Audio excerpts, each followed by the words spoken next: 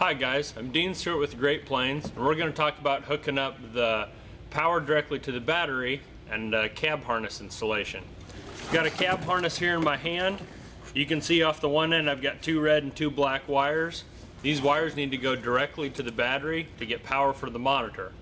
Now you may also have additional connections that need to go to the battery, such as if you have RoPro air compressors or TrueCount air compressors on the planter. As you can see here, I've got these connections as well. There's a large fuse on these as well. Both harnesses, or all harnesses, need to run under the cab in a place that they will not be pinched or will not rub on any additional things. A note on this, with some of the newer tractors that may or may not have air ride cabs, there sometimes is a lot of space, but sometimes some moving parts underneath there to keep an eye on those. Once we get connections connected directly to the battery, as always red to red, black to black, need to make sure we have good clean connections on the terminals here and that we have good power. One other connection you'll have is on the cab harness itself. There's a coil of orange wire. This needs to go to the accessory port in the cab. Now you may be able to use a pigtail, a turned pigtail such as this, depending on the make and model of the tractor that you have. You can see that the orange wire is actually labeled with an ignition tag on it. It does need to be a keyed hot so that when the tractor is turned off, the monitor system will power down appropriately. You can see I've got the monitor mounted here in the side of the cab on my side window.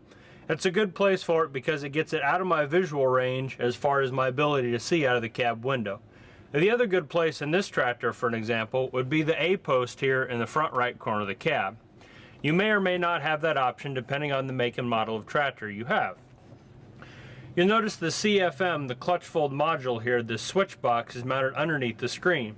We do supply multiple brackets that can be used to mount that. This particular bracket I've got is the one that's on there now, and it's probably the one we recommend most because it puts the switch box right at the screen. However, there are other mounting options available to mount the box and the screen separately. As far as mounting the screen goes, we do ship a RAM mount with all the monitors, and it will be in the box. I just ask that you put the screen in a place that gives you good visibility from the cab, but also allows you easy access to the screen. I want to back up just a minute. When we talked about hooking power directly to the battery, and I mentioned this round pigtail. Depending on the make and model of tractor, that orange wire that we spoke about earlier, need to make sure that we hook this to an accessory power port in the cab. In this tractor, for this example, the accessory port is behind me in the back corner of the cab. Name's Steve Lenshill, Great Plains Manufacturing. After we have the terminal mounted successfully in the cab and the cab harness hooked to power and everything's fired up, the last thing we need is GPS. That GPS can come from any third-party receiver brought in, and most of the time we'll connect that to the serial port cable of the cab harness itself.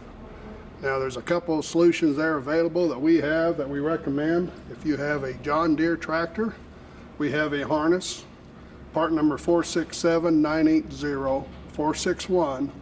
This plugs to the green globe outside the cab, the Starfire 3000.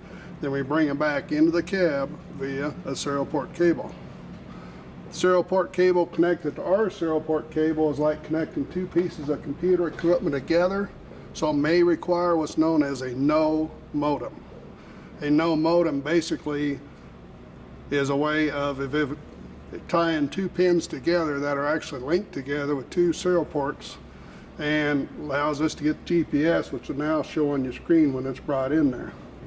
If you have the John Deere, you're going to go to the serial port tab on the Starfire 3000, and then you're going to hit, and we're going to have our 5 hertz rate that we need to output, and we need 19,200 as our baud rate, and the NEMA messages that we're looking for is GGA, VTG, and ZDA. That's the 3 we're looking for. Check all 3 of those, and then we should have GPS lit up from the globe that's going to show on screen. If you have a Case or a New Holland tractor, your cable that you have as a dealer is actually a service tool that plugs into the nav controller That's a Deutsch connector that plugs into the bottom of the nav behind the seat. And once again, we'll bring it up to our terminal with the serial port connection here.